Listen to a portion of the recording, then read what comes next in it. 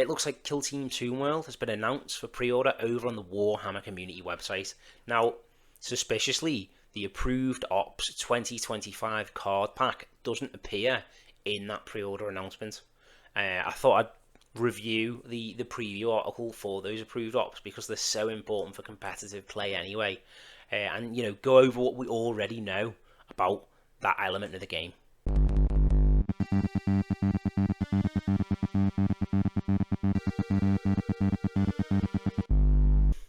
So guys, the Kill Team approved Ops card pack is basically your competitive framework for playing the game.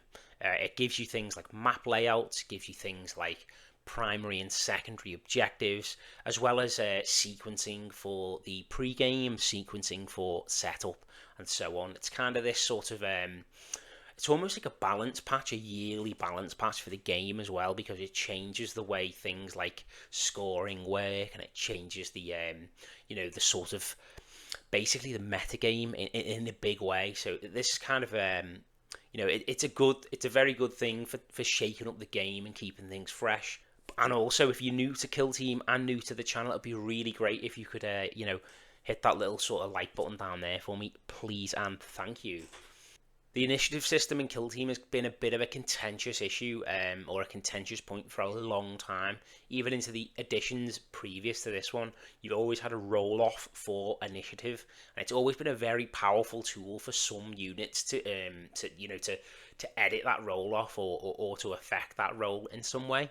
Because sometimes, if you've got a key piece in a vulnerable position, say you've moved a melter gun up or a power piece, if you move last activation, kill someone, and then you get another activation, you might be able to double your worth or double your value for a key ploy or a key action on the kill zone.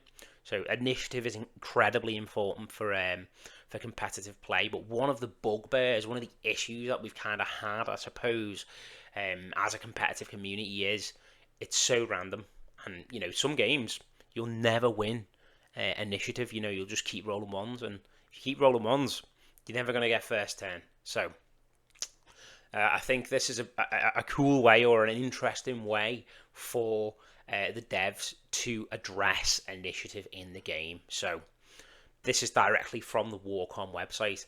The winner of the first initiative roll decides who takes initiative before the battle and who gets to select drop zones. The other gets a card that lets them re-roll a future initiative roll. The player that loses each subsequent initiative roll gets a plus or -2 to that roll. So basically, what that means is, if you lose the initiative drop zone selection, you get a re-roll built in, which is powerful in its own right. And on some maps, especially asymmetric maps, this is something you kind of gonna need, if you've got a difficult position to assault. So hopefully these changes to initiative will limit that kind of foregone conclusion feeling we kind of get sometimes when we just continuously lose initiative. It'll be nice to at least see that card stacking up, and you can cash them both in at once for a +4, almost guaranteeing that that's that kind of initiative advantage. You know what I mean? I do think things like for competitive play, I think initiative manipulation might become a commodity because of this. So, for example, for me, I play Brood Brothers quite a lot, and our Primus has a reroll and a +1 to the initiative roll once per game. So things like that, where you can stack initiative in your favour, as well as these initiative sort of mitigation cards combined, could create some very interesting interactions and some very very strong guarantees in terms of controlling the tempo and the flow of the game. So yeah, overall very happy with this change. I think it'll be good for the health of the game. Having a random dice roll determine initiative was it sucked for both parties sometimes, because you might be having a really close game and you might be earning your win. But if you win every initiative roll throughout a game, it's going to discredit that win, isn't it, in your opponent's eyes? hopefully these ways of mitigating, bad luck and mitigating initiative disadvantage will create a sort of fairer feeling game, and less, less sore feelings on both sides, if you will. So we also had the Crit Ops previewed. I actually played Reboot. I played Reboot last weekend on my Kill Team Club night. I was against Sanctifiers, and I was playing my Brood Brothers. And I'll be honest with you, I wasn't that impressed because we were playing, a double horde team. So we had a horde on one side and a horde on the other side, and it basically just kind of felt like security, but with more steps. I think that was because, though, we were playing very action economy rich teams. We had a lot of bodies with a lot of activations, and a lot of 2 APL fellas that could basically boop the point and create, and could basically boop the point.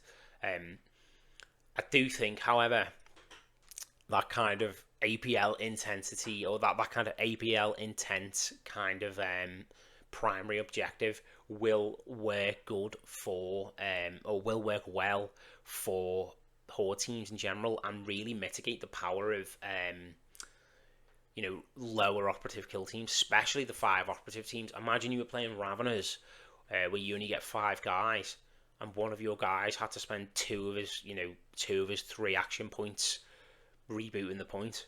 Whereas obviously when I was playing a horde team, it wasn't that much of an issue. So I don't know. I'm not sold on its uniqueness, so to speak, yet. But I do feel like it would definitely feel like a totally different crit op if I was playing a smaller, more sort of action economic team. Principally, I do think that these crit ops are good for the overall sort of sandbox of the game of Kill Team, because they incentivize outreach and push to change a board state. Do you know what I mean? If we're playing the Orb, for example, where we can activate a point and move the orb around the board, which would deactivate, enemy points and so on, all of a sudden it kind of pays to be able to reach out to that enemy objective, just like when you're playing something like Sabotage, where you want to get over to the enemy side of the board and interact with their objectives, and it creates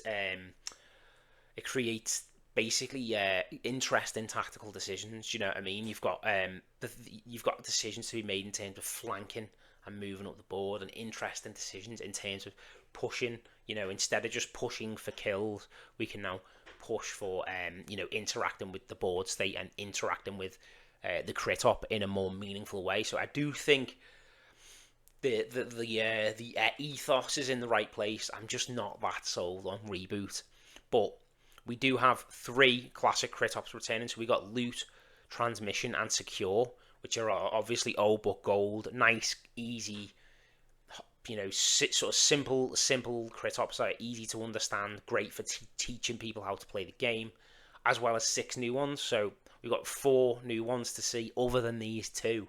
So these 2 objectives, which have already been previewed, are as follows. So we've got Reboot. Basically, 1 objective falls silent each turn. So you get a dice, put a dice in your hand, your opponent puts a dice in his hand, and based on those dice, one of the objectives turns off, and it costs 2 APL to turn it back on, which is very APL intensive. And then we also have the Orb. It's basically hot potato. So for 1 APL, you can push the Orb off your objective marker or the mid objective marker onto the enemy side of the board, and turn basically turn their objective scoring off on that side of the board.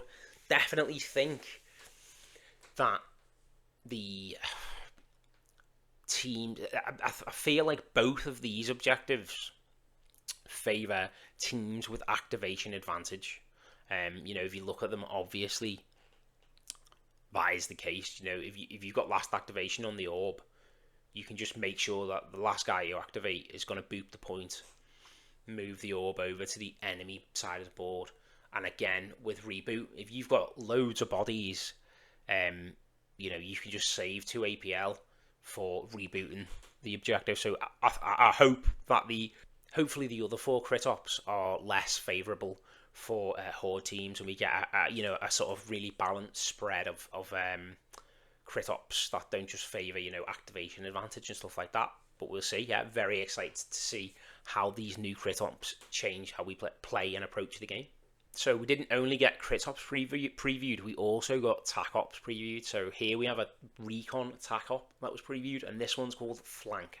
There's a lot of words on the flank card, but basically what it's asking you to do is move into your opponent's territory and then dominate both and then one side of the board.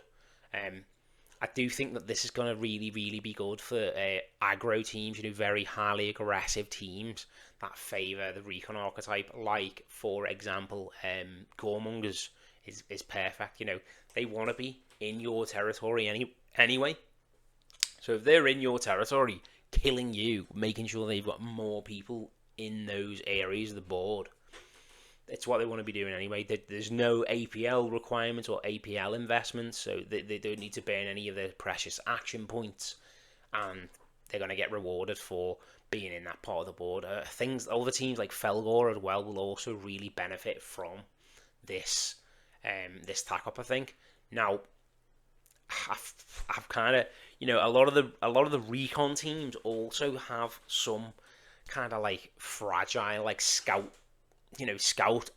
role fantasies. They aren't as killy as, say, Felgor or Goremongers. So the recon archetype's always been a bit of a weird one to balance.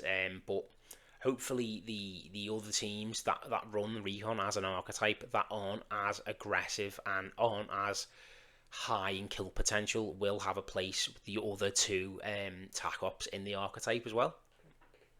Excited to see how it plays out, and certainly, I think Goremongers and Felgor are going to be eating well off this one. So the second tac op to be previewed is this Seek and Destroy tac op, which basically this is ripped straight from the article, but you're forcing a more considered approach than the previous champion tac op. Now, this clearly indicates that this is the spiritual successor to the champion tac op in Seek and Destroy, so that's going. I do think it was a good tac op though. I do think champion had its place. So dominate is kind of like champion with a little bit more counterplay built in. So it'll favour teams that can basically stay safe either through natural tankiness or through tricks. So Raveners, for example, if you manage to get a big charge off with a Ravener, kill 2 or 3 guys in a horde team, you're going to run back and DOS in the tunnel, aren't you, until the end of the game, so you can just claim three of those points, in turning point 3 or whatever. So definitely will. That'll be very good for Raveners, certainly, but also any other teams that can run Seek and Destroy and also reliably stay alive. Certainly, I'm interested to see how the rest of the Seek and Destroy archetype kind of shakes out. We've also got some new map layouts previewed in the article itself, and it basically states that there are going to be 6 new maps each for Killzone Vulkus, Killzone Beta Decima, and Killzone Tombworld. This is very interesting because obviously Tombworld is going to be 6 brand new maps. Vulkus is going to be, I imagine, slightly altered or slightly edited Vulkus maps. I am kind of curious to see how asymmetric the new maps are going to be, because if we've got a new initiative system that is going to give a pretty sizable initiative advantage to the player that doesn't choose the deployment or the side of the map with a powerful deployment zone. Yeah, we're going to get 6 new maps for Vulkus, Beta Decima, and Tombworld, as well as returning maps for Gallowdark and a non-specific team board. So I think this is interesting as well. The returning maps for Gallowdark are giving us a little bit of an indication of how the classification of maps will work. So unlike teams, or actually it is just like teams, we are still going to have these maps available. We're still going to have these maps not in rotation, so to speak, but these maps are still going to have valid rules. And I am happy that these maps are going to continue to have sort of valid layouts within the box sets, because so many tournament organisers have so many sets of like Beta Decima and Gallowdark and all the maps that will eventually go out of rotation, and it'd be a real shame to see all that beautiful terrain, you know, all those tables which can draw in so many people to put tournaments and stuff like that, end up going by the wayside. So I think that's pretty cool. I'd really like some drastic changes to Beta Decima, and the new layouts do give me some hope. So once again, I'm a little bit nervous about the availability of boxes. I know what Kill Team is like. The production always seems to be particularly low for these big boxes. So I'm not looking forward to the mad dash as is usual to try and get a box and the Kill Team commodity grind. But there we are. I'm looking forward to a proper shake up of the meta though with the new secondaries. I am interested to see how declassification plays out as well, because the newest article on Warcom has just kind of reboxed the Novitiates and a couple of other teams for Warhammer 40,000, which is kind of the final nail in the coffin in terms of Kill Team availability. And I'm also interested in new maps, like definitely interested in the Tomb World maps, and I will absolutely be keeping an eye on what they do with Beta Decima as well. So, cheers.